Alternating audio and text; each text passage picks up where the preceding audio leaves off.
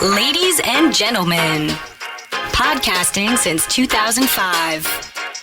You're listening to Gamertag Radio. With your hosts, podcaster Hall of Famer Danny Pena, the always opinionated Paris Lilly, and from outside of the norm, Peter Toledo. This is Gamertag Radio.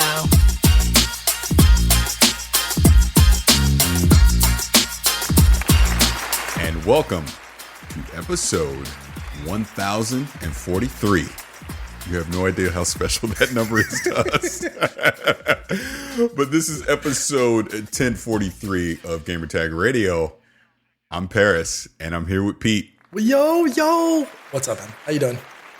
I'm good, and no Danny this week. He will be back on the next episode, and of course he misses episode 1043. Of course. Because of course he does. No, but Danny's taking care of some personal stuff on this episode. But like I said, he will be back, and he is missed. So I'm the captain. There'll be no interruptions. There'll be no telling me what to do. I'm running this episode, not you, Danny, but I love you. So again, Gamertag Radio, episode 1043. Thank you, everyone. Everyone is watching us live on Twitch. Everyone is listening to us. You can find us on your favorite RSS feed catcher. We're on Spotify. We're on Apple Podcasts. We're on Google Music. We're literally everywhere. You can subscribe to Gamertag Radio. And obviously, like I said, you can watch us live on Twitch, twitch.tv/Gamertag Radio. We typically like to record every Sunday morning at 9:30 a.m. Eastern. And when we get back to our normal schedule, we also record live on Wednesdays at 6:30 p.m. Pacific. So, Pete, there has been a lot going on this week. I may or may not have played Cyberpunk 2077 for almost 5 hours. I may or may not have a 41-minute impressions, audio and video out, and I may or may not have a 25-minute gameplay video out on my YouTube channel as well. But we'll get into Cyberpunk 2077 in a little bit. What I want to do right now is I want to play a voicemail, and we're going to talk about The Last of Us 2. But let's play that voicemail first. Hey guys, this is Tony from Toronto, Canada. I just wanted to hear your insight on the hate that The Last of Us Part 2's been getting. I just finished the game recently. I thought it was really good. I really enjoyed the story, and I really enjoyed the characters a lot. I think it's one of the best games ever made, personally. But I find that it's been getting a lot of hate, a lot of unjust hate too. I think a lot of people just jumping on the bandwagon and they're just basing it off of some of the events they may have seen earlier on in the game or some leaks that they may have seen and read, which I don't think is fair. I think this is a game that needs to be played throughout its entirety, from beginning to end, to really get an understanding and really feeling for what the game is about and what it is. But yeah, I just wanted to hear what you guys think of it. I know you guys obviously you can't say any spoilers or anything, but just a quick insight of what you guys think of the game so far. Thank you. Bye. All right. Thank you for that voicemail. And like I said at the top, this is about The Last of Us 2. So full disclosure, I have played The Last of Us 2 from start to finish. And I want to thank PlayStation for providing me the review code for that. I got it about 3 days before it launched, and I know I kind of vaguely tweeted a little bit about it, that I had completed it and I had a lot of thoughts, but I wanted to kind of sit on it a little bit before I talked about it. If you heard me on DLC with Jeff Kanata and Christian Spicer, we got into it a little bit on there as well, but I'm not going to spoil anything for The Last of Us 2. But I want to be kind of clear on my thoughts about The Last of Us 2. And I'm just going to tell you right now, honestly, for me, I didn't enjoy it. I didn't. It's not the game I wanted it to be. But I also understand what Neil Druckmann and what Naughty Dog was attempting to do. I just don't think they stuck the landing for me. And this is from a story-wise standpoint. This is not from technical. This is a technical achievement. What this game is, to be running on a PlayStation 4 and to look as great as it does, just the open areas that you can, just the gameplay mechanics that are there, the facial animations that Naughty Dog was able to pull off on there. These characters were clearly emoting while I played, and I believed as the things that I was seeing happening on screen. I just didn't like the story. I mean, it really comes down to that. There were two key moments where I go, what? No, I don't think I like this. One of them, and again, no spoilers, please, anyone who's watching this live on Twitch, please don't spoil it in the chat. But there were two moments that I'm like, oh, I don't know about this. And one specifically is literally my Metal Gear Solid 2. That's what this is for me. And I was like, I don't like this. This is not what I came here for. I feel like my playtime was about 23 hours. And I'm going to be honest with you, probably about 8 hours too much. Just to be honest, I almost felt like there was some filler in there to kind of just keep me busy playing. I would say if the gameplay loop was very challenging and very intense and fun, maybe I wouldn't have minded the extra hours that they had me spend in the world. But this game is just so brutal. And the fact that I was not a fan of the actual storyline from start to finish. And that's why I wanted to play this voicemail, because I do feel there is just some people piling on, just saying, hey, yeah, I hate The Last of Us 2. Social justice warriors, blah, blah, blah, blah, blah, that whole thing. It's not that. It's just, I felt they betray what the original game meant to me. I felt they retconned some things from the original game to fit the storyline here in part 2. And again, I know I keep dancing around the big thing, but there is a huge character moment that happens. And I'm like, no, no, this is not what I wanted. And I understand the brutality of The Last of Us 2. I understand that this world is not meant to have a happy ending. And that's not even what I was looking for. It's just the way it went down. Wasn't for me. It just simply was not for me. I can understand a lot of people enjoying this game. I can understand, like I said, just playing it, the technical marvel that it is, the big environment, which I almost think is a blessing and a curse for the game. I almost feel like it's a little too open. I felt tighter quarters would have been better in this setting. Again, this is where I think they kind of just extended the gameplay to have you traveling for places and doing stuff like that I don't necessarily know was needed. But it's not a horrible game. But it's not the 10 out of 10 that I've been seeing either. It probably, for me, if I had to put a number on it, I'd probably put it around like an 8.5 or something. And that clearly lands on the story for me. I just did not enjoy this story. I did not enjoy the ending to this game. I do not want to see a Last of Us Part 3. End it. I don't need DLC, anything. End it. I feel this took away from the original game. And if people remember back when the original game came out, I didn't like the gameplay. I didn't like the controls. So I didn't complete it right away. But that story was so good. It forced me to say, you know what? Suck it up and deal with it, because you got to finish it. I finished it and it was incredible. This, I finished it and I go, good. I'm done. I don't have to play this anymore. So, like I said, I'm not going to spoil anything. Maybe in another month or two, I'll revisit this. I know Jeff Kanata, they were talking about having me come back on and we just do like a spoiler cast or something. I'll revisit it and go more in depth on exactly those two key moments that I didn't like and why it just turned me off from the game. And again, to be clear, it's not a bad game. If you have The Last of Us 2 and you enjoy it, absolutely enjoy it. I'm not trying to take away from that. What I'm saying is I feel it probably got a little overhyped. I think there were just too many 10 out of 10s. 10 out of 10 to me means a perfect game, and it's not. I think if the anticipation and expectation could have been dialed down just a bit, that would have been more realistic. But I will say, for me, on a personal level, two story moments, and especially one, I'm like, nope, this is not what I signed up for. This is not the game for me. So I know I've talked a lot, Pete. Thoughts on any of this? I know you haven't played it, but just from the outside looking in, what do you think?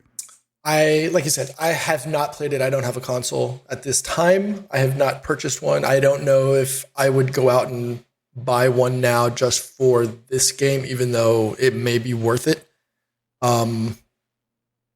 Maybe later, once the 5 comes out, maybe I'll have a little bit more, encouragement to go get it.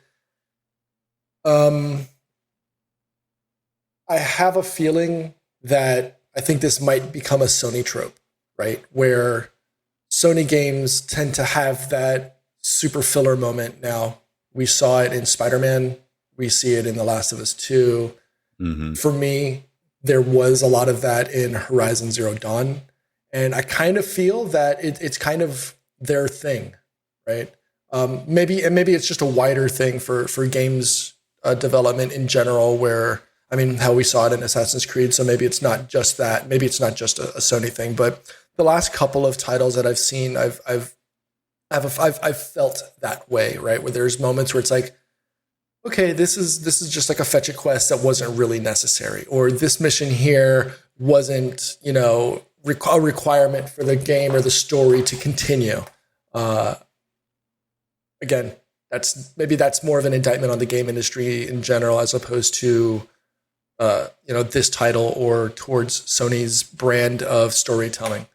That being said, I am intrigued. I do want to play it, because I did play The Last of Us, the first iteration back 2013, so 7 years ago. Mm-hmm. So I did play that. I mean, that first scene in the game, and I know I'm spoiler Pete, but I'm not going to ruin it for those who haven't. If you haven't, as a father, that broke me down and gave me an idea of what I was going to deal with for the rest of that.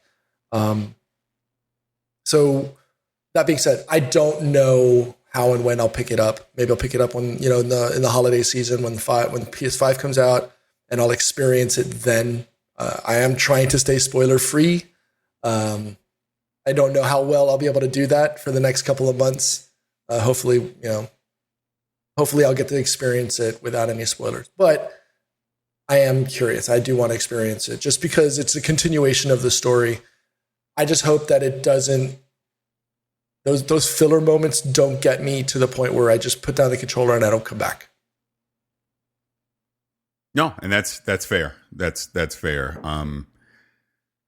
It's so tough because I know I'm sounding extremely negative about everything that I'm saying, but I at the same token, I would say for anyone that has played the first game, I almost want to suggest go play it so you can see for yourself and understand how I feel about it, because I think we have an investment in these characters. We have an investment in Ellie and Joel.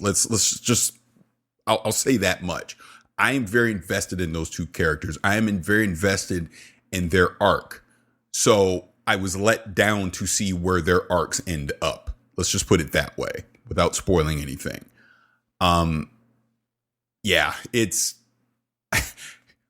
Here's a suggestion. I'm not going to tell anyone to go spend $60 right now and run out and go play The Last of Us 2. But in some point in time, be it you borrow it from someone if you got a physical disc, or it's on sale for $30 or something like that, go play it. Go play it, judge it for yourself. And then, you can come back and yell at me and tell me how wrong I was.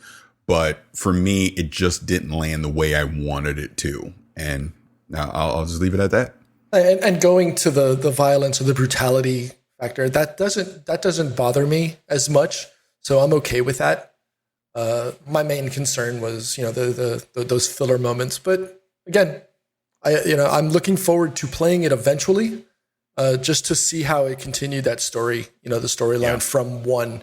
And I guess that would be my only question is does it, right? Does it continue the story well, right? And between Ellie and that's basically it. So I'll just hold off on commentary until then.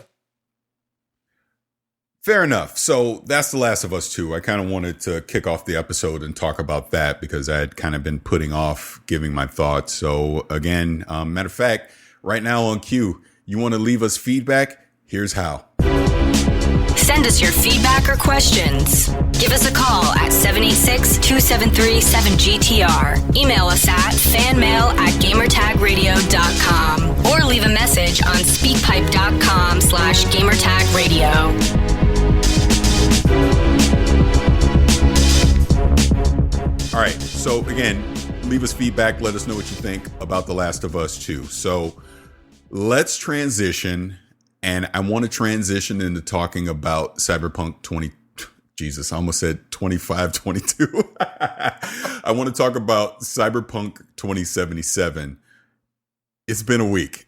But before we get into that, I want to play another voicemail because I think this just sets everything up perfectly. So here we go. Hello, Game Attack Radio. This is Craig from South Carolina. I just got finished listening to Parris' Cyberpunk 2077, his reaction to playing the 4-hour demo. And I just want to say that, Parris, you did an excellent job recapping everything. I'm even more excited The question I have is, I didn't really hear too much detail on how much the graphics have changed for this game. How much you could just give us an idea of how good this game truly looks. Thanks for everything. You guys rock. Bye. All right. Thank you for that voicemail. And Pete, don't let me forget to answer his question about the graphics, but I'll get to that during the normal conversation. So Cyberpunk 2077. You guys already know, anyone that's been following Gamertag Radio over the last couple of years, I've been pretty much obsessed with this game. Ever since Danny and Pete recorded that video, that reaction at E3 2018, and I walked out and I said, this is Cowboy Bebop, Ghost in the Shell, and Blade Runner. Went viral. The rest is history. So I had two amazing opportunities this week. The first one being I actually got to play the game for almost 5 hours. The second being I got to be a co-host on the pre and post show for IGN, their Summer of Gaming for Night City Wire. It was amazing. It's amazing. Just a sneak peek with IGN. It's amazing being able to see the back end of how all their production works, especially now in this remote COVID world. Fascinating stuff. So I'll tell you this: if you go back and watch and you hear me talking and I stop and pause for a couple times, it's because I have a producer in my ear the entire time. And one of the producers forgot to mute himself. So he's just talking. I thought he was talking to me, but he wasn't. And it threw me off. But anyways, so again, thank you to IGN. More specifically, I want to thank Ryan McCaffrey because this was his idea. And he reached out to me and asked me to be a part of this. And it was just amazing. All the feedback I've had internally from IGN has been great. And it probably won't be the last time you see me on IGN. So we'll see what happens in the future. But you guys don't care about that. You care about Cyberpunk 2077. So yes, I played it. I talked about this during the preview, which the voicemail, thank you for just all the amazing feedback I've been getting on the preview. I talked for 41 minutes about this game, so I won't recap all that here. Absolutely go back and listen to my thoughts on Cyberpunk 2077 on the previous episode of Gamertag Radio, or you can watch the video on my YouTube channel. But I'll say this. So from a technical standpoint, I did cloud streaming to play. Obviously, with COVID-19, I couldn't do an in-person event. So I played it here at home with an Xbox One controller over cloud streaming. Originally on GeForce Now is where I started. It wasn't GeForce Now. It was something with the server, the build they had me on that server. It was weird. It wasn't loading in correctly. So it didn't look right. So we stopped. And then they put me on Parsec. So then I hopped over on the Parsec and I played no issues at all. I played just fine. But yeah, man, it was an amazing experience because like I've said before, Night City's alive. That world is alive. And it was a great just being in the world. And even though I was doing missions and I repeated a lot of stuff that was from the E3 2018 demo, the best parts of the game was just me walking around. It was just walking around. It was just driving. Like I'll say people live on Twitch. I do that live wallpaper of Night City that comes from the E3 2019 trailer. I did that. I saw this in the game. It was during the daytime when I saw it, but I literally saw this. I was a freaking tourist the entire time. I was just trying to look at everything in that game. And to answer the voicemail's question, graphically, oh yeah, there's been an upgrade. You see it in the trailer. Just look at Johnny Silverhand at the very end compared to what he looked like in 2019. Definite upgrade. Look at Victor, your Ripper Doc. Upgrade. A lot of things. Even just look at the detail in Jackie, because Jackie's with you a lot while we played. Amazing, you know. So yeah, it's gonna, like, they needed this extra time to get to November. I totally get it. Playing it, I understood why they're delaying it 2 months. The game's done. The dev that was with me the entire time, we talked about this a lot. They're done. They actively play this game from start to finish all the time during their testing and bug squashing. But that's the thing. I did see bugs while I played, but nothing game breaking, just clipping. Jackie would hop on his motorcycle, drive away, and all of a sudden he's back right where he started again. Little weird glitches like that. I also saw just a few things with like I said, the clipping stuff, NPCs would like walk through each other, little things like that don't take away from the game, but you do notice them. I think my biggest nitpick, and it's so funny because the opinions just across the industry right now have been varied on this, but wasn't a fan of the driving, wasn't a fan of the quadra. I thought it was too sensitive. I think it's a combination of input lag from cloud streaming, as well as I just think it's too sensitive. Again, the dev and I talked about this, and they're having discussions internally about it. So expect that to get tweaked. And it was funny, Skill Up, he's a YouTuber, big YouTuber. He also got to play as well.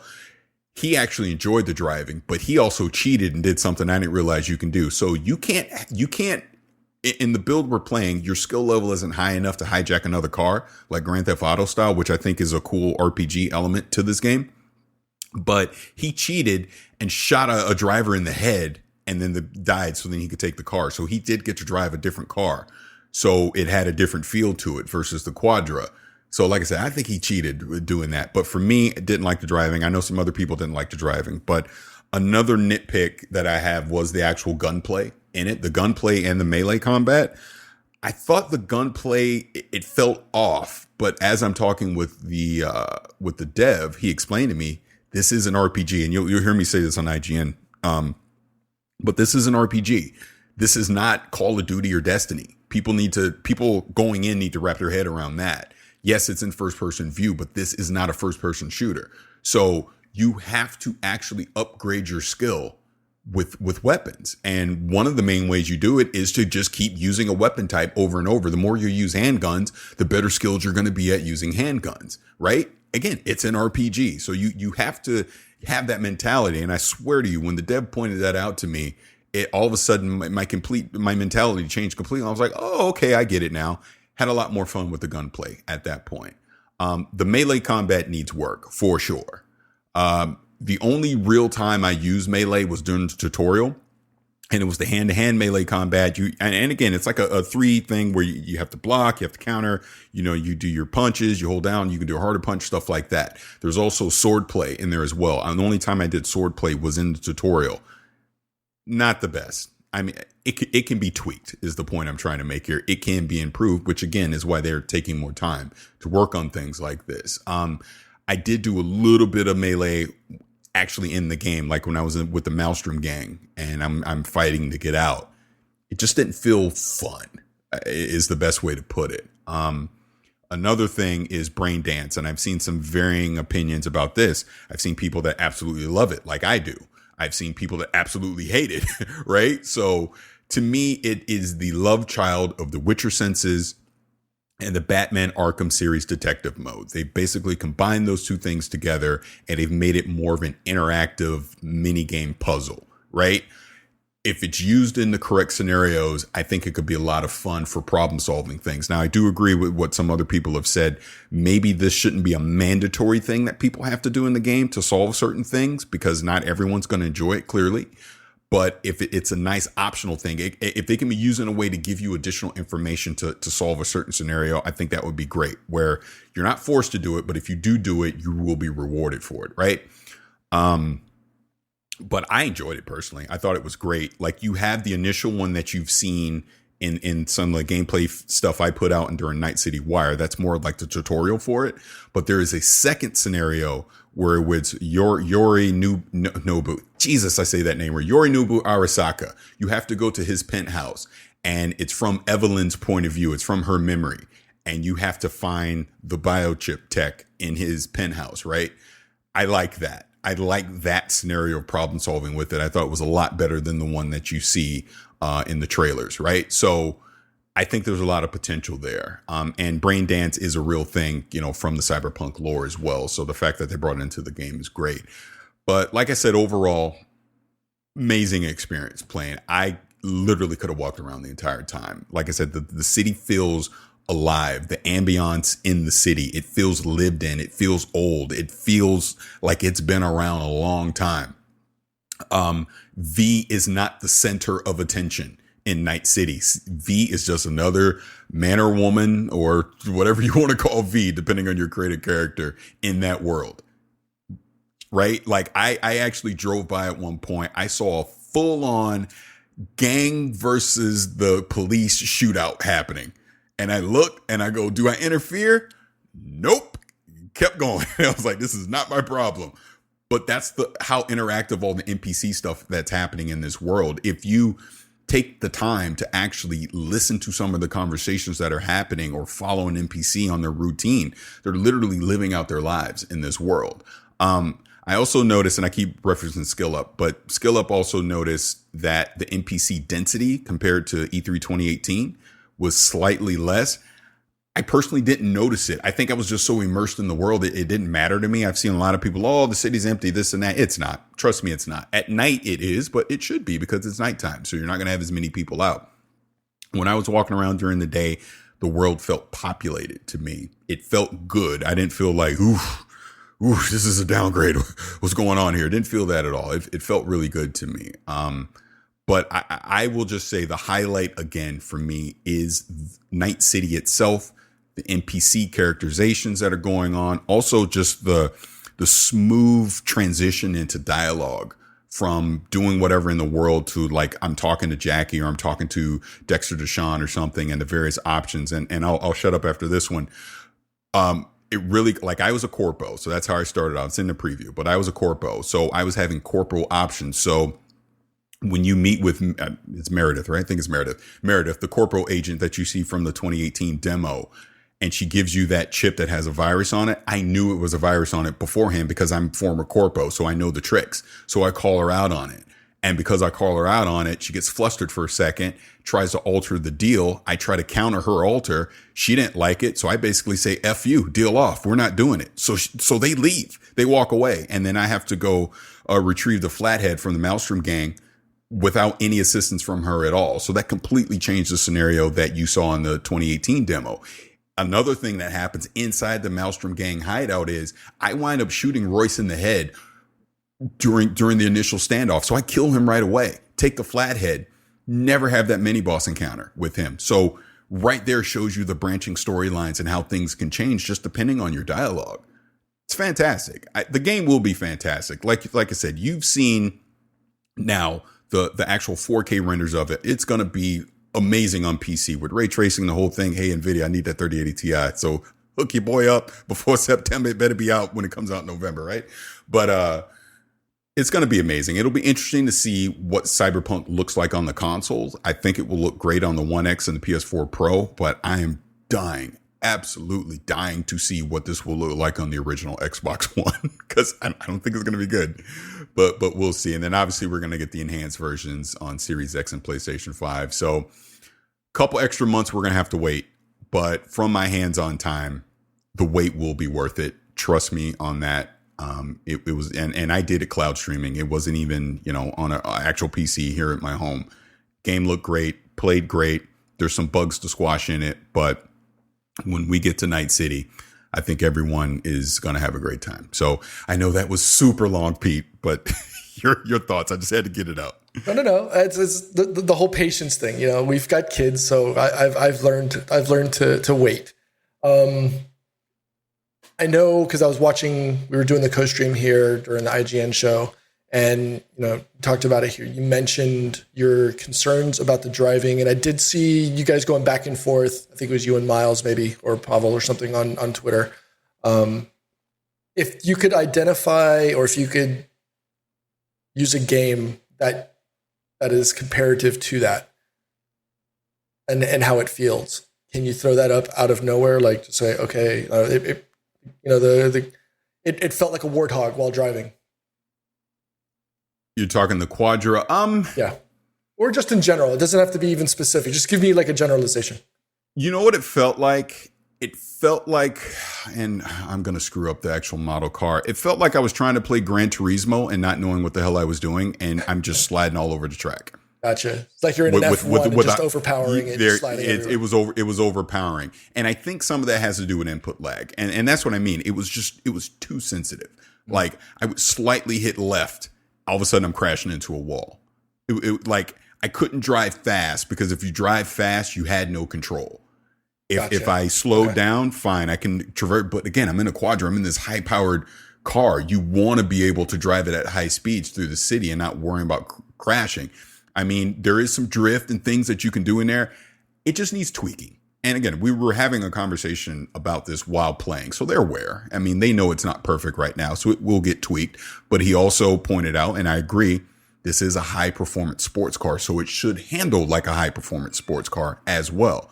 So that's why I wish I could have cheated like SkillUp did and gotten into another car to compare, and maybe my commentary would be different here, and there will be different games. Oh, the car customization has been taken out. That's one thing they've taken out. They've taken out car customization, and they've also taken out the techie as well because it was too close to the Netrunner. So right now we got Netrunner and Solo as far as kind of the classic classes, the classes that you can, kind of lean towards. But that's another thing I didn't mention. Now, the UI has been overhauled. When you get into the menu system for just your perks and skills, it's like this giant spider web. It's really cool to see. And you can pick all the perks that you want and do all that and obviously throw your points into them. It's very intuitive and cool. I know some people thought it might have been a little bit overwhelming. Right. To me, it reminded me a lot of Fallout 3 as an example. If you kind of remember the way the perk system work in that, it's in a more advanced version of it for sure. But I didn't find it overwhelming. Okay. All right. From a technical perspective, I know you commented on how well it looked in comparison from the original, gameplay sessions that we saw versus now. And, throw on top, I'm sure that there was some form of compression because you're playing through Parsec, I think, or something like that was the software tool. Do you think that because you're playing it remotely, aside, input lag aside, do you think that there was a significant compression on the video graphics that you were experiencing on screen? Or do you do you think that once we go live in September that, any artifacting or anything that you saw from the compression going over Parsec or, GeForce, experience, do you think that will go away? And how much, how much do you think that you experienced? How much was there? Like, was it noticeable? It wasn't bad. A little noticeable, but it wasn't bad. Again, if you've done GeForce Now or Stadia or anything like that, you already know kind of how it softens, the screen. It softens the visuals of what you see. Slight artifacting on a few things, but nothing horrible. And again, I understand what I'm playing, so I was not judging the visuals that way. Just trust me, I have the uncompressed B-roll, and which is on my YouTube channel right now. I took some of that footage and put it up. Oh, we're fine. We're fine. I'm not, trust me, I'm not concerned at all. And again, I go back to people like SkillUp who actually got to play hands-on at an event and sit down in front of a computer and play. Right. And they say the visuals are fine. It looks great, which I'll pause on that. They were playing on a 2080 Ti at 1080p with DLSS 2.0 and RTX on. This is why I was joking about the NVIDIA stuff before. It's very clear. Look, we already know with The Witcher 3, that thing is a resource hog as well. I'm pretty sure if you want to do RTX with Cyberpunk 2077 at 1440p and especially at 4K, we're gonna need to start dipping into the 3080 cards for sure. It's gonna be intensive, to do that. And obviously, I know the Ampere cards are going to have allegedly 4 times performance doing ray tracing, anyways. So we'll see when those cards come out. This is all speculation, but if you're running up with a 2080 Ti thinking you're going to do 4K 60 frames and ray tracing on, no, you're not. It's not happening. I don't think that's happening. I'm curious because I play a 1440 and I'm totally happy playing a 1440. I'm wondering if there's a performance dip or not, because I'll be playing on my 2080 Ti on 1440. So I'm curious if that experience will be almost as good, right? Yeah, and that's the thing. Clearly the game isn't optimized yet, so I'm just speaking on it in its current state. It will be optimized by the time we get to November. They've clearly not set any PC specs yet, and I do kind of think they're waiting until these Ampere cards come out because they're partnering with NVIDIA before they start saying anything. 1440 on a 2080 Ti might be able to do it. I just wouldn't hold my breath expecting it. And I'm talking with ray tracing on. I think if you turn ray tracing off, a 2080 Ti, even at 60 frames in 4K, probably works, I would imagine. But ray tracing is going to just be such a resource hog that if you're trying to do that, even with DLSS 2.0 turned on, you're gonna need some horsepower under there. But again, speculating, I don't know anything. We'll see once they officially start talking about all that stuff. This is Gamertag Radio. Voicemail at 786-2737-GTR.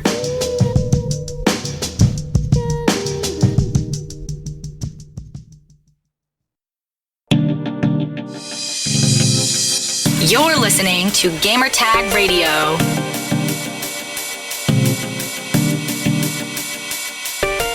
All right, so I know sites like Tom's Hardware has, like a minimum or recommended spec list of, you have to have a 10700K or a 2080 Super for the recommended, and that's to highlight that you will be playing with DLSS 2.0 and ray tracing on. Whereas if you start looking at comparison sites across the board, they all say that you should have somewhere around a 1070 or a 2060 at minimum, but don't expect to have all the extra NVIDIA perks on top of that. So I'm curious again, will running at 1440, because I know your experience and those that were on the gameplay sessions were playing on 2080 Ti's, which both of us have. Will 1440 allow me, someone like me who plays on 1440, will that allow me to play using DLSS 2.0 and ray tracing with less impact as if I was trying to go 4K 60? And you should obviously, 4K is what, 2 times performance of 1440p, I believe, something crazy like that. But anyways, again, I'm just speculating crazy, obviously, because we don't know. But I think 1440p with DLSS 2.0 and ray tracing, you're probably okay. You probably can hit 60, but we'll see. I mean, when it comes out, I just know 4K. Forget that. It's not going to happen. It's not. It's just not going to happen. This thing is going to be too resource intensive to be able to hit that. But seeing this game running in ray tracing, even over cloud streaming, like there was I remember being in Lizzie's bar and you look at Jackie at certain points and you just see the way the lighting is in there. It's phenomenal. It's phenomenal. And that's over a stream, at a 1080p stream over the internet, and it looked that good. So imagine having the actual hardware in your house and playing it on your screen. I think it's going to be phenomenal. Nice. Okay, so aside from that, I know we talked about was it the car driving hardware? Did your session, did it have the DLSS 2.0 and ray tracing on and active? Ray tracing was definitely on. I know. I don't know if they were doing DLSS 2.0. Again, I'm streaming it, from a cloud server, so I don't know if it even needed to do that. I have no idea. Right. But yeah, it it looked great, even on the cloud. Even like I said, Parsec was where I played 95% of the game versus GeForce Now, and yeah, it looked fine. Were you able to go through the verticality? Because I know that was a big thing that they talked about leading into it, that it wasn't just a linear, you're on the ground level of building. So you could go all the way up to like the top floors and stuff like that? Yes and no. Yes, the game is definitely vertical. And the only example I have of this is V's apartment complex. And you see this in the demo when you come out and you can kind of look up and you just see how vertical it is. And I was joking with the dev. I go, I always watch this damn demo probably 1,000 times. And I'm always like, I want to go talk to this person. I want to go talk to that person. Or I want to go up the stairs or do whatever. And we were laughing because I said, guess what? I'm doing it. That's exactly what I did. So you can't go all the way to the top of V's apartment. Only certain floors are available in her apartment. And that varies depending on the buildings throughout the game, from what he told me. But the NPC interactions that were in there were great. I even picked up a couple quests inside of her apartment as well. But there is definitely a vertical aspect to the game, both in the buildings and going underground as well. And we obviously have the Badlands as well. So there's a lot. The game's bigger than you may think it is just looking at a map. Not to mention, it was already freaking big just being in it. I'm like, my God. And I was pretty much only in Watson. And I'm like, wow, this game is huge. It's big. There's going to be so much. There's 6 distinct districts in the game. And then the Badlands would be like your 7th district as well. So it's going to be huge. There's going to be so much in there. Arasaka Tower. There is a Witcher 3 Ciri Easter egg in there. I saw it. And that was a cool thing too. I won't say where or what You'll find it on your own, but it's there. I saw it. It's funny because that brings it back to the conversation we had, I think it was a year ago, when we were wondering if there was going to be some kind of, are they in the same shared universe, et cetera? And so hearing that kind of ties that same universe, because she does do time travel in The Witcher 3, or not time travel, but she has the vision of, cars in the sky, et cetera, in the future. So that's cool how that ties together and all that. Yeah, definitely. Again, I know I already talked about it for 41 minutes. I'm about to damn near talk about it for 41 minutes again. The game, like I said, Night City is incredible. We're in good hands. Let's put it this way. My anticipation that I had 2 years ago is just as high, if not more, today after playing it. It's the best way I can put it. I'm, if not more, excited now not to mention, we're also getting Cyberpunk Edge Runners, the anime, coming from Studio Trigger in 2022. I threw up a quick video about that yesterday, but here's my theory on this. So we're getting Cyberpunk, obviously, this year, knock on wood. 2021 into 2022 is going to be the expansions, right? They're going to do the DLC and the expansions. End of 2022 is most likely your multiplayer. Edge Runners is basically another way of saying V is an edge runner, by the way. So Edge Runners is just multiple Vs running around Night City, aka the multiplayer. So I kind of think, my theory is, Edge Runners is almost going to be like a prologue or a prelude to the multiplayer coming out. The fact that it's in 2022, I think it literally sets up the multiplayer for Cyberpunk 2077. We'll watch the anime and go right on into being edge runners ourselves in the game, doing multiplayer stuff. Is it set in 2077? I know the release is in 2022. They haven't said that. They haven't said that. Okay. They haven't said that, but I think watching the video. Wait, did they? Now I can't remember. I can't remember if they said it's set in 27. They just said it's its own standalone story in Night City. Okay. But again, they're obviously working directly with CD Projekt Red on this. So even if it's not 2077, it at least will, like I'm saying, will set up the world that they're most likely going to have in multiplayer, which, by the way, that's another thing. When you do your story, when you pick your origins, your lifestyle, I was a corpo, but there's a nomad and a street kid. So you have 3 different starting points in the game. I believe the nomad starts in the Badlands. As a corpo, I started in Arasaka Tower. I'm not sure where the street kid starts, but it's 6 years before the events of 2077, because as a corpo, when it ends, Jackie offers to help me, because it's almost like Metroid, where I get stripped of all my cybernetic powers and I have to start over. There will be a video montage from that moment till you get to the tutorial where you're sitting in the car with Jackie, kind of a 6 years of the adventures of Jackie and V. That's going to happen as well. I didn't get to see it, but they did say it will be in the game when we get the final product. So nice. just a FYI on that. The entire game does not happen in 2077. Okay. I know. So. Did you get to see like a day to night or night to day transition in game? Because I know in the vehicle session, it's daylight, which is not something that they focused on or highlighted a lot of. So did you see the transition to that? And was it smooth, and did it feel kind of like in game, or did it feel like a real life transition, or was it just like does it cut into a cutscene and then you come out and it's dark? No cutscenes. Remember, no load times in this. There is definitely a day-night cycle in there. You can see the transition from day to night, night to day. There is weather in there as well. At one point there was a story element that happened at Lizzie's bar at a certain time. So I had to do, it's very similar to Witcher 3, where, Geralt can meditate and move time forward. You can also move time forward as well to get to a specific time point. But yes, I have seen Night City during the day. I have seen Night City during the night, and it rained at one point when I was messing around. So again, the game looks great. Okay. So now I want to dive into environmentals, and you said there was rain. Does it give you the wet, like, face shield feeling?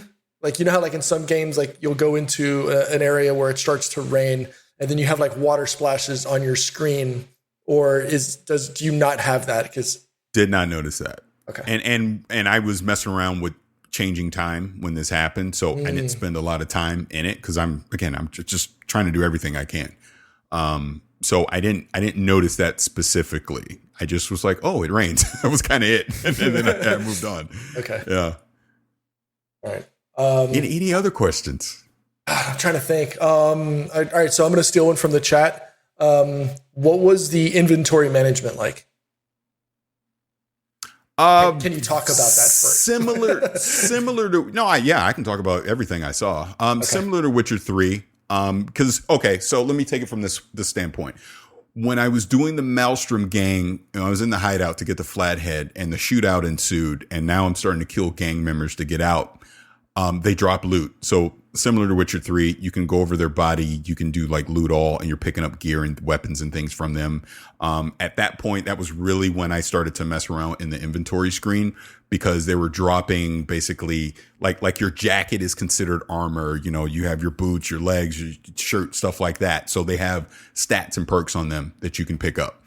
There's there's the common, it's very, kind of a Destiny thing. There's like common, rare, legendary, and then I guess exotic, if you want to call it whatever the name of it'll be in the game. But I was able to pick up certain weapons and certain pieces of clothing to upgrade my armor. And at that point, I would hop in the inventory system. And then, there's slots for everything. And you can go see what you have. You can compare the different perks. Like, okay, this gun is at this stat. It compares to this one I might equip. It'll let you know which one is better, statistically. And then you can choose from there, stuff like that. So, again, if you played The Witcher 3, very similar to that. Hopefully that answers the questions for those that were that were wondering. Because I know there was... Yeah. It's seeing it in the chat is not the first time I've seen that question. So... Yeah. Oh, and one other thing I'll talk about here. Again, it's all in a preview, so apologies for not remembering the damn names of this stuff. It's like you try to write notes and play at the same time. It's crazy. There was after I did the Maelstrom Gang hideout thing. I had the option to go to the Afterlife bar, meet up with Dexter Deshawn. That kind of ends the demo, but instead I explored a little bit more. So leaving there, I come out, I encounter an NPC in the world. I'm forgetting the name. It's in the preview, but I encounter an NPC in the world that basically hunts down and kills cops in Night City. There's multiple of these in here. So this one had a sniper rifle, and literally in front of me from a distance, he kills a cop in front of me. Right. So I engage him. I wind up killing this guy. He drops the sniper rifle, so I can take it, and it had super high stats on it, the whole thing. So that's kind of there's these roaming NPCs and elites in Night City that you can basically kind of go on these manhunts for. And you obviously pick up street cred for that. Some are obviously going to drop gear that you want, things of that nature. So even outside the main story, even outside just the typical side quest, there will be in-world events that you can participate in. And obviously, like I said, gain experience and gear from that too. So they're like public events, basically, like we experienced in Destiny, a way, and stuff like that. Okay.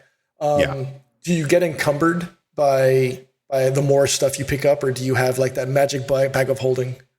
No, I'm pretty sure you can. I obviously didn't have enough gear to become encumbered, but I'd be surprised if you didn't. I can't remember off the top of my head if I actually saw that in the inventory screen, but I would assume you do. Nice. Okay.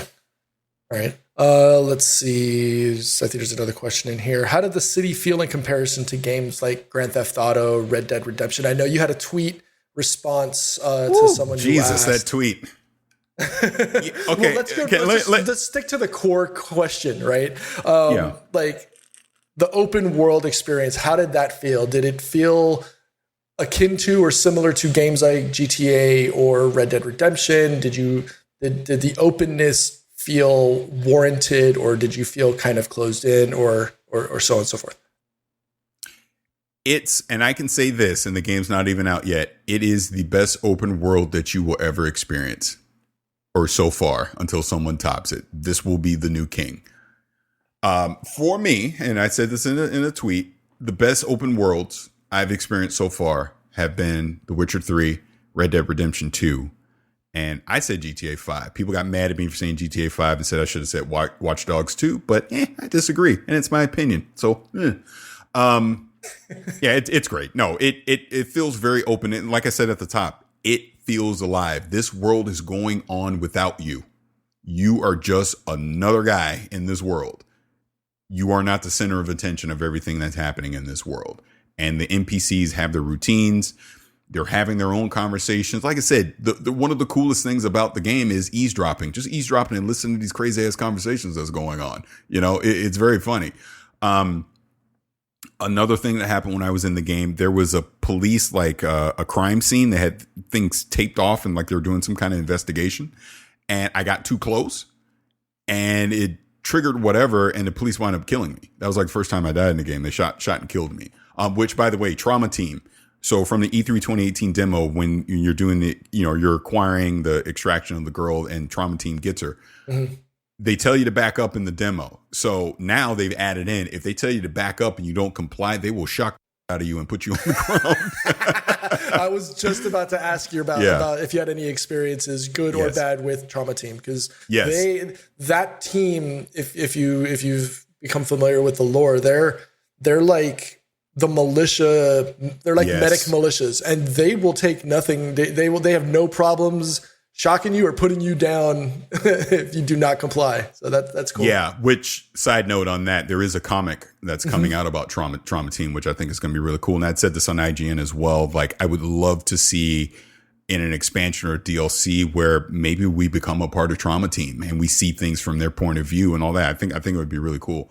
But yeah, but it was also funny when Trauma Team shocks you. Jackie reacts to that and was like, "See, you should have listened." You know, like he tells you, you know. But that's what's cool about it. There's so many just little interaction stuff that's going on. And by the way, I am an idiot. I have to say this up front, and let me get his correct name right now. Jackie Cyberpunk 2077 voice actor, because I am an idiot. And I just have to say this now. I have said multiple times, and no one's corrected me until recently, that John DiMaggio is the voice of Jackie. No, I am dumb. It is Jason Hightower. Look, he just sounds like him, clearly. Why? I don't know how that got in my head that it was him. I think someone said it and I just ran with it. But I don't know if I would agree with that. I don't think he sounds like John DiMaggio at all. Hey, my opinion. Have your own. I'm just telling you what I thought. The point is here, I'm calling myself an idiot. Just go with it, please. I am an idiot. Okay. It is Jason Hightower. It is not John DiMaggio. But the reason I bring that up is Jason Hightower as Jackie. He literally steals the show in the demo. Absolutely. All the interactions with Jackie, like to see him, like he flirts with a cop at one point, which is hilarious. And then his banter with Misty when you go see the Ripper doc, because they clearly got some kind of relationship going on. He calls his mom at one point on the phone. Oh, it's great. He's freaking great. I hope. So I'll say this, and I know we've talked a ton of Cyberpunk. That's okay. The event, like the No-Tell Motel, is in the game, right? And this is from the E3 2019 trailer, where Dexter Deshawn shoots V. Jackie dies in that trailer, right? The events that I went through in the demo are leading up to that specific mission to go get the biochip tech, which I'm pretty sure is Johnny Silverhand. It's Jackie and I. We literally get in that cab to go on that mission and the demo ends. I really hope Jackie doesn't die, but they could be setting it up that those events from the trailer actually play out. And that's like, because this is the prologue. So that would be the end of the prologue. And now you're into the main game. Dexter Deshawn shoots you. You have Johnny Silverhand, and away we go. Because I'm telling you, he's so good. I just hope he sticks around for a long time in the game. So we'll see. Which, by the way, you see in the trailer that came out during Night City Wire, that Johnny Silverhand, they show a sizzle reel at the end of the demo that's different than the trailer. And then you see Johnny Silverhand at the end and he says the F-bomb. Clearly that's Johnny realizing, crap, I'm digital. I think that's the first time he realizes he's no longer alive and he's a digital apparition. But that was totally cool, which again, going back to the original voicemail of all of this, just look at Johnny Silverhand in that moment compared to 2019. That's all you need to know, that the graphics have been upgraded in the game. Right. Well, and like we could dive back into the Jackie dying thing. That could probably be an instance where you jump in and you have to do brain dancing to try to figure out how, why, et cetera. Why did he die or who killed him? But I can tell you who killed him, because just from the way the mission's going, it was most likely Arasaka. Right. That's who killed him, because you're stealing this chip. Their tech. Yeah, you're stealing the tech from them. So, oh yeah, that's pretty sure he died in a shootout with them trying to get away. My question with the brain dancing stuff, I remember you mentioned it was akin to like the detective mode in Batman Arkham Knights and stuff like that. But do you is it a requirement in the game? Like, are the parts that you have to do for those brain dancing, are those main quest missions or those side quest missions? We don't know. The one that I just did, the one that I did with Evelyn, seems like it would have been mandatory for that. Well, but I guess it could have been option. See, this goes back to what I'm saying. I now know where the biotech chip is inside Arasaka's penthouse because I did brain dance. But is that optional? Is there another alternative where I just go in there and have to find it real time? I don't know. That I don't know, because again, this is obviously the first time you're setting it up to kind of understand what brain dance is and how to use it in practice and stuff like that. So, gotcha. Yeah. Anything else? I don't know if I want to keep asking questions, because I don't want to like ruin the experiences for myself, right? I want to leave them for myself to live and breathe. Yeah. Okay. We've literally gone an hour here, and all we talked about was The Last of Us and Cyberpunk. So I think this is a good stopping point anyways. So feedback again, anyone that wants to leave us feedback, you can do it this way. Send us your feedback or questions. Give us a call at 786-273-7GTR. Email us at fanmail@gamertagradio.com or leave a message on speakpipe.com/gamertagradio. All right, so we didn't get to the rest of the voicemails. We obviously only played 2 for The Last of Us and Cyberpunk, but keep leaving us voicemail, keep sending us email. We'll have another episode where we just deep dive into all of that. I know we had one that was talking about Lockhart and all the crazy rumors and stuff that was going down, which, by the way, Aaron Greenberg squashed the Fable and Perfect Dark rumor that popped on Twitter via Tom Warren, because they found some placeholder Twitter accounts, and he was like, I know people are super excited and thirsty for information, but we do this all the time with our intellectual property, so don't look into it any further than that. But with that said, Fable is clearly the worst kept secret in the world, and I fully expect to see it in July, and it would not shock me at all to see Perfect Dark either, and I hope we do, because it has been 15 years since we've had Joanna Dark, and she needs to come back. Yeah, that's gotta be market speak. Protecting themselves, from so that's, I know he mentioned that it was just done. It was just purchased for that, but Danny's in the chat saying that it was created this month and it was an old account. So, or one was created, Perfect Dark one was created this month. Right. The Fable one was old. March, I think. Yeah, something like that. Yeah. So, okay. Anything else, Pete? I think we've talked so much. It's not video game related, but did you see the trailer for season 2 of The Boys? No, because I've not seen the first season of The Boys yet. That's it. I'm done. All right. Good night. Yeah. Hey, I'm just look. I've said this multiple times. I have to watch it. You know what? That was on my list to watch, and then the wife and I started watching Billions. So I've been watching Billions every night. So I haven't watched it yet. Actually, I haven't even watched any of Billions. Is that any good? Oh yeah, the first season's been pretty good so far. Like I said, I'm so far behind, obviously, but it's been good so far. It definitely piqued our interest. And keep watching. Gotcha. Okay. All right. That's all I have then for this week. All right. Well, like I said, this was clearly the Last of Us / Cyberpunk episode. So thank everyone for listening to this. Like I said, Danny will be back. We got a lot of content coming here in the near future, and I'll just say, on a side note, I'm going to be selfish for a second and simply say thank you, Danny and Pete, because what you guys did 2 years ago and a year ago set up everything that has happened this week for me. If it was not for you guys doing what you did, there is no hands-on with Cyberpunk. There is no IGN appearances. There is no YouTube channel, which has exploded because of said content. I am always going to be forever thankful, forever grateful. You know, I love both of you. And it's been a crazy few weeks, crazy few weeks with just a lot of opportunities coming my way. And will be forever thankful of that. You know, I tend to say a lot that, hey, I'm very lucky. Clearly, luck has something to play in everything that we do, because it's the luck of opportunities coming before you. But when an opportunity does come, you got to put in the work. You got to put in the actual hard work to make those things happen. They aren't just given to you. And when you do have an opportunity, you got to seize it and you got to freaking run with it. And that's just what I'm trying to do right now. Yep. Look, and it blows my mind when I think of it this way. Go look at all the Cyberpunk hands-on impressions that have happened this week. What's the one thing about all of them that I stand out from?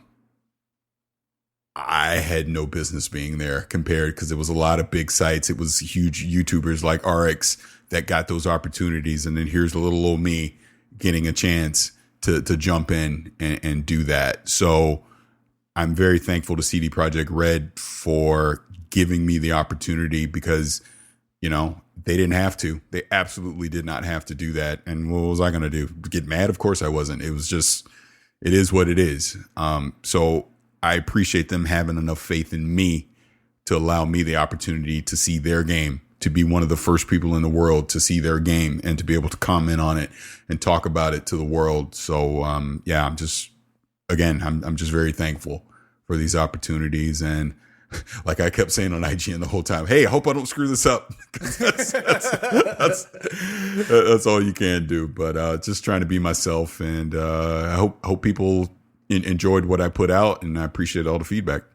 No. You earned it. Again, I said this in the pre-show when we were getting ready when we were getting set up. You've put in the work. You've put in the effort. These are just the benefits and the rewards for all the effort that you've put into your anticipation and the coverage that you've been putting across. You've been doing a hell of a job. Your videos, your commentary, your reviews, your unbiased opinion, even though they sent you that chair, which if you're starting to feel bad about it, feel free to send it over. I'll take it.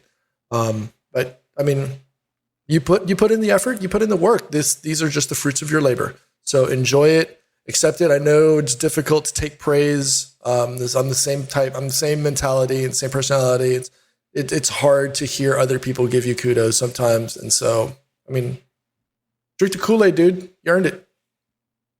No, thank you. I appreciate that. And yeah, I do have a very hard time.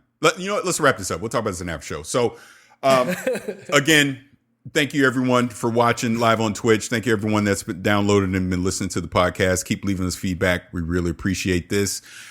This has been episode 1043 of Gamertag Radio. I'm Parris. I know, it's insanity. I'm Parris. I'm the captain. No interruptions from Danny this week. You see how the episode was just, there was no interruptions. See, you speak. Did you speak and all that? That's what you get, Danny. You earned this. Stop interrupting people. But this is episode 1043. I'm Parris, that's Pete, and we will see you guys next week. Thanks for listening to Gamertag Radio. Be sure to like us on Facebook and follow us on Twitter.